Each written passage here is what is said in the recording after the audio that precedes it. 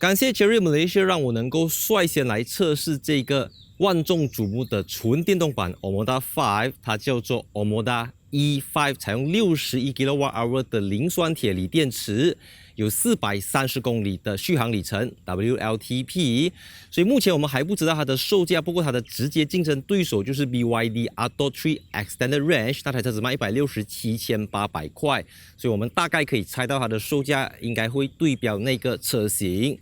所以如果你仔细看的话，你就会发现到车头这边呢，就是用了 Omoda 取代了 Chery 的这个品牌，因为大家知道现在 Chery 旗下有 Omoda 跟耶库两个子品牌，所以用 Omoda 也就代表着它更加的独立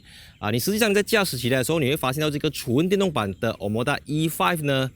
它跟1.5 liter CVT 或者1.6 Turbo DCT 的 Omoda 5是完全两种不同的个性。那影片开始之前呢，记得订阅我的 YouTube 频道 ，follow Instagram account。事不宜迟 ，Let's go！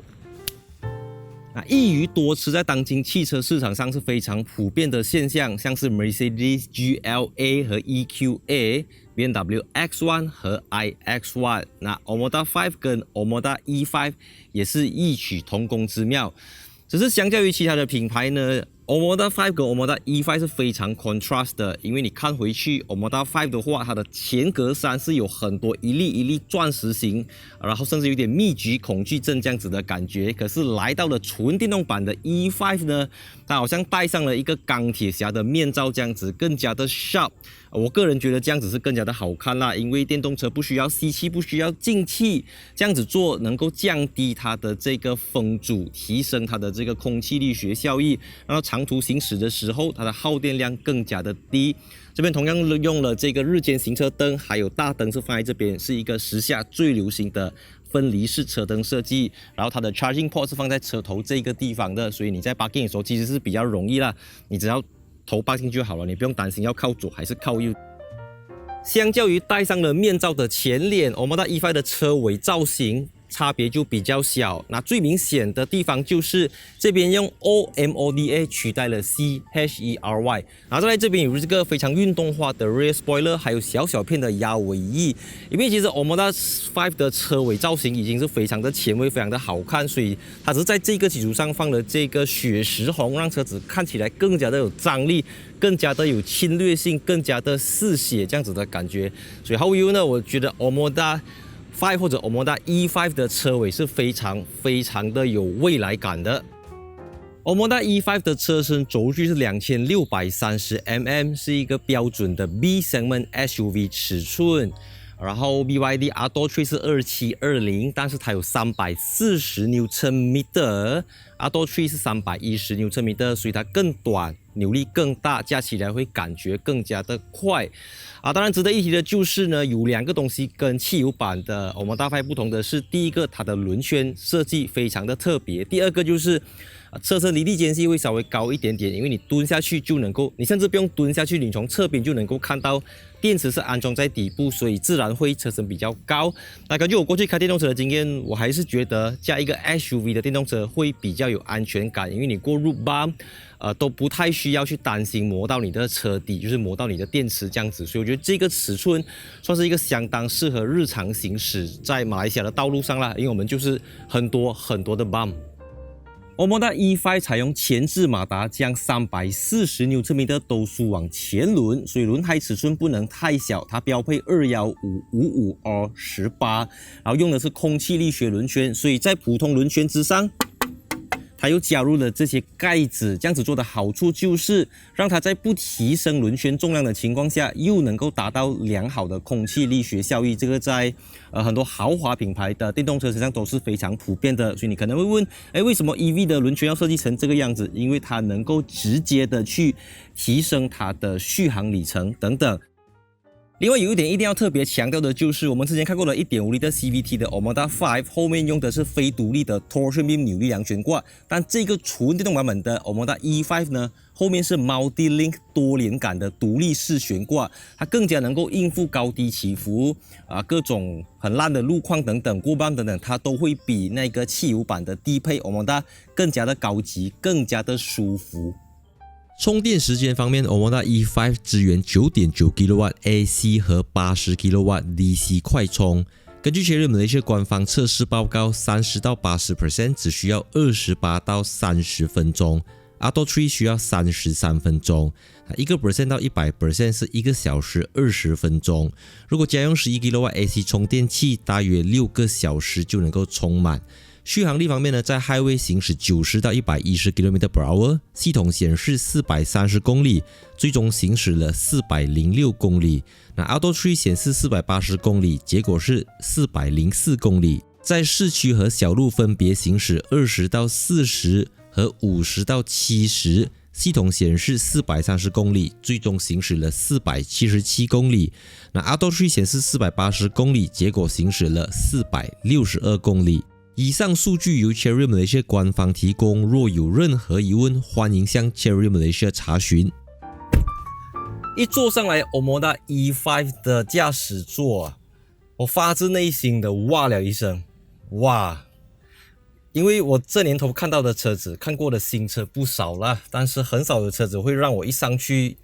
就超出我的预期当中的。它放了很多很少会在车子上面见到的，像是这个蓝白搭配的座椅到中控台，还有这种木质，整个就是满满的 Mercedes-Benz 12.3寸12.3寸排档的方式因为它是用 stock 的，它不是用之前那个传统的 gear knob 这样子，所以整个操作看起来就是有 Mercedes 的感觉。然后这个浅蓝色也让我想起了 Lexus， 因为我自己之前在 UX 也是有看到这样子的颜色搭配，所以我一上车其实还不要讲到这些电子仪表板等等，我最满意的就是它有 Wireless Apple CarPlay。虽然它给你 Type C 也给你 Type A， 但是你只要连接 Bluetooth， 你就可以使用 Waze、使用 Spotify、使用 YouTube Music 等等，都可以在荧幕里面去完成。包括Android Auto 它也是有提供了的，所以我觉得它没有太多的借口啦，好像很多 brand 跟你讲因为我的售价啦，要这个那个不可以有这个不可以有那个，你要 Ambient Light 它也给你 Ambient Light， 你要天窗它也给你天窗，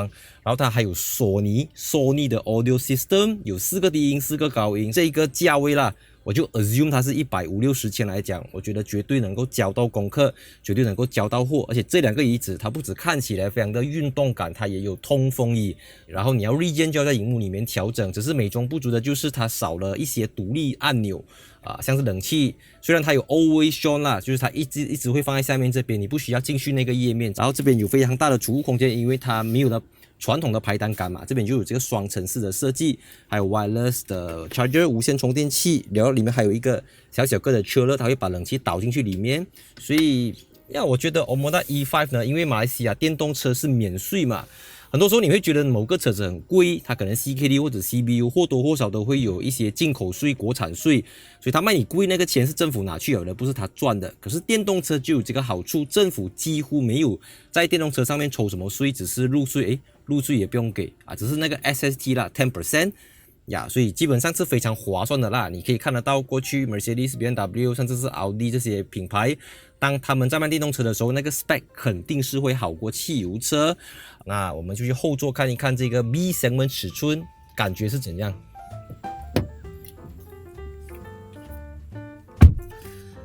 大部分的电动车都有一个先天性的局限，就是因为电池是平铺在车子底部，所以这个地板是无可避免的会隆上来，会凸上来这样子也就减少了你的腿部的这个深度这样子。但这个车子我坐起来这边会有一个相当大的空间，然后椅背也相当的直，能不能够调整倾斜程度感觉是不能够的啦。然后我觉得它只是可以给你附近买菜啦，你要走100-200公里还好，你要走400-500公里，可能你就要像 Tigo A 这样大辆的车才可以。我这边有一个扶手，2个杯架，Type A、Type C 的接口，还有一个冷气出风口说不上是顶级高配啦，不过该有的东西都有给你。而且这边还有一个好像 Burmester 这样子的 speaker， 像我讲了的，它是有 Sony 的 audio system， 所以乘客坐在后面还是能够感觉到这种它是仿皮啦，所以又给你一种好像高级车这样子的感觉，坐在后面。然后再来它很好的就是因为地板中间是没有凸起来一块东西这样子，几乎是平了的啦，所以中间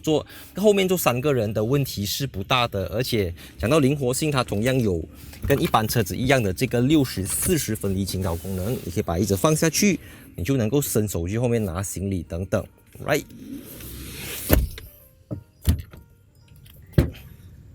行李箱空间方面呢，它就是一个非常标准的 B segment SUV 尺寸，不是很大。如果你要出远门，不建议。那你出近门，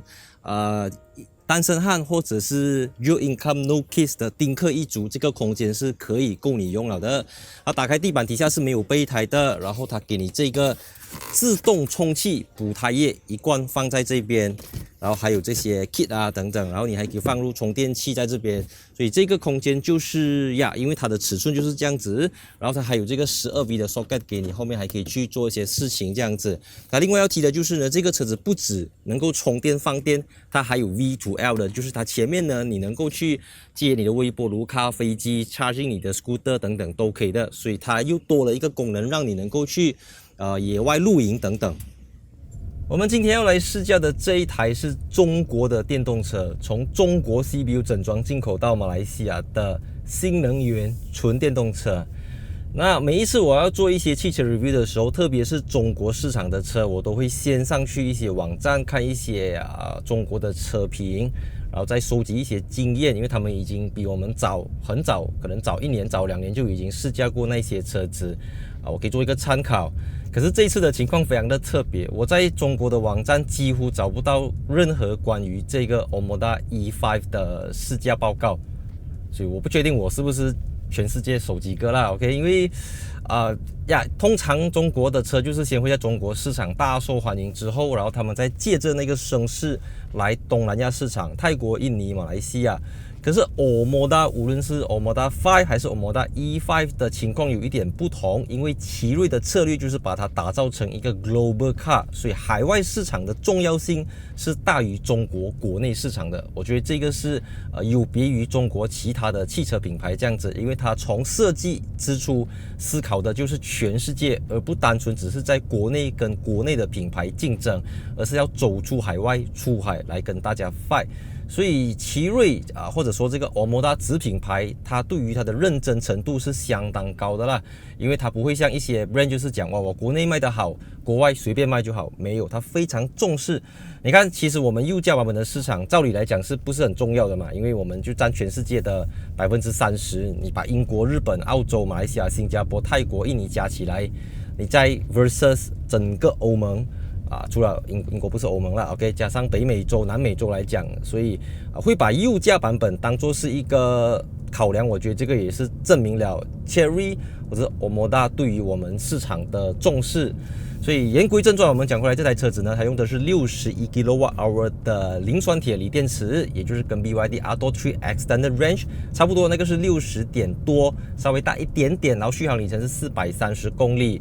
动力方面的话呢，它采用前马达，有204个 PS 和340个 Nm， 0到100 7.6秒。那作为一个电动车车主呢，就像我每次跟大家讲的，在一台电动车上面最重要的就是电池大小、充电速度跟总续航里程，马力扭力其次，排第3、第4它都不是一个最重要的东西，哪怕它只有200个 Nm， 只要它是 Instant Torque 瞬间扭力，它都能够打包很多的汽油车，无论你是 1.5 Turbo、1.6 Turbo， 这个 Instant Torque 来的时候，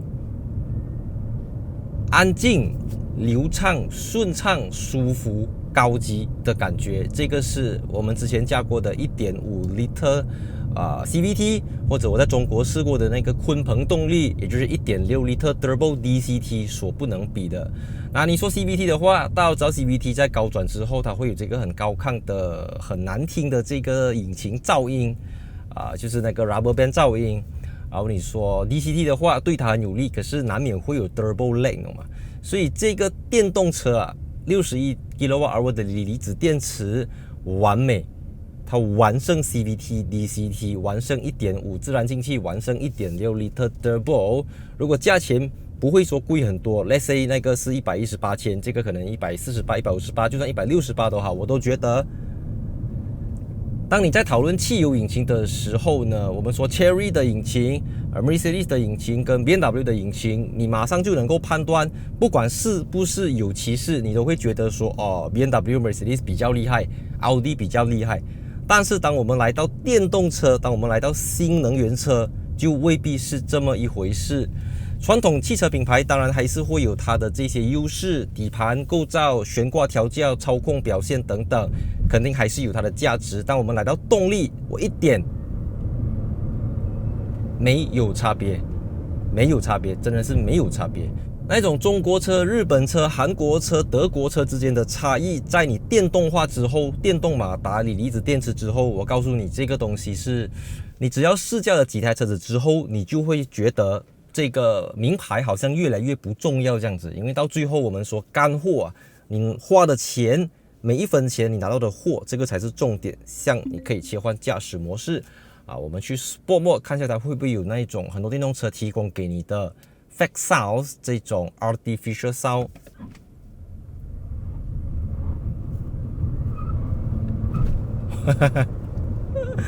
我从0到80啊，这个前轮就已经 spin 了3次，而且路面是非常热、非常干的，它都会这样子。所以像我前面讲的，你把340Nm输往你的前轮啊，它一定会 torque steer， 一定会有这样子的情况出现的，这个是很正常的。Of course。最好的解决方案就是给它变成4轮驱动双马达，那与此同时车子更重，也会影响到它的这个 EV range， 所以我觉得前轮驱动，你不要踩到准啊，真的是不是每个人可以去驾驭这么强大的这个扭力。340肯定不是很多，可是340电动车是另外一个故事 ，OK， 它不是以前你说汽油车啊，慢慢去 build up second gear、third gear 这样子，没有，它一来就是来了的，它就是不管37、21，义无反顾的往前冲。这个就是电动车能够磨平掉这些个体差异，让到他们能够进行所谓的弯道超车，就是不会像以前这样子一直在引擎变速箱那边打转。像大家知道，奇瑞其实最强的就是制造发动机嘛。相比较我之前开过的 1.5 CVT Omoda 5， 这个 Omoda E5 呢，真的是另外一个档次、另外一个 level 的车。你不要以为只是把引擎抽掉，装一个电池、装一个电动马达下去这么简单，整个感觉完全不同。首先，路面噪音呢是大大降低了的，因为虽然底部是放了一个电池，但这个电池除了能够供电之外，它还有另外一个作用，就是它能够起到一个隔音的效果。所以在你的车底到马路之间呢，有一个非常厚的电池组在帮你隔音。然后其实它的这个窗口，我该观察的玻璃是稍微比较厚一点点的，所以当你在高速行驶的时候，它的风声、风切声这个东西是比我想象中的还要来得少的啊！你可以不相信我，但是只要你去 showroom 有机会的话啦，你试驾这个车子上了高速公路，走着100，你就会想哇，为什么我还要买汽油车？为什么我还要1.5 liter CVT？ 我还要1.6 turbo DCT？ 它这个动力加速感已经是2.0 liter turbo 的加速感，但是它又没有 turbo lag。它又不会有高油耗，你甚至连油都不用打，你连油站都不用去，对不对？然后，那么它只是一个 game changer 电动车。你看它过弯，它比汽油版的好驾很多，因为整个车子的重心更加的 balance 啊，你可以用更快的速度入弯，啊，出弯的话，它的这个转向也更加的好摆菜。Oh my god， 很快很快很快！当你超速之后，它就会咚咚咚咚咚这样子。OK， 阿嘎这两边 W，we say 3, 2, 1点。